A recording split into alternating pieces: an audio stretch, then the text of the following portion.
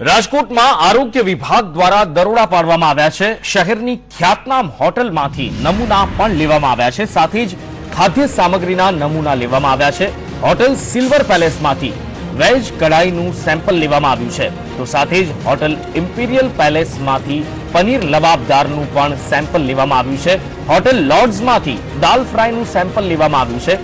Foreign રેસિડેન્સીમાંથી mix વેજીટેબલનું sample લેવામાં આવ્યું છે, તો હોટેલ ગ્રાન્ડ રેજન્સીમાંથી વેજ ભુરજીનું સેમ્પલ લેવામાં આવ્યું છે।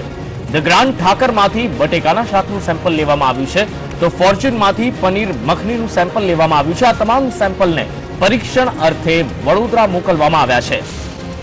ઉલ્લેખનીય છે કે છેલ્લા ઘણા સમયથી રાજકોટમાં આરોગ્ય વિભાગ તવાઈ બોલાવી રહ્યું છે અને હવે નાની નાની હાટડીઓ અને દુકાનોને છોડી અને મોટી હોટલમાં પણ હવે આરોગ્ય વિભાગ સક્રિય થયું છે। નમૂના લીધા છે। વધુ માહિતી આપી રહ્યા છે, ફોનલાઈન પર જોડાયા છે સંવાદદાતા રહીમ લાખાણી।